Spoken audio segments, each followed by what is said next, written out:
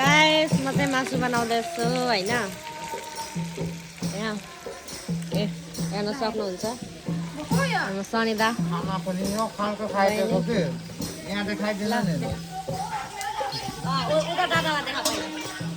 यति भात खाइदिएको मम्माको भात खाएर आएको अरे हाम्रो सनिदा के खानु भयो त भन्नु पर्यो चिकन चिकन चिकन र भात चिकन भात त्यस्तै हो चल्छ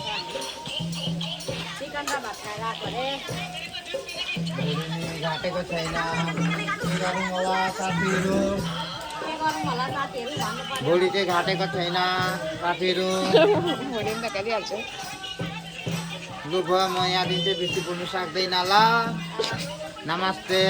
हाम्रो सनिदा त साह्रो भइरहेको छ होइन गाइस त्यस्तै हुन्छ हाम्रो जिन्दगीमा होइन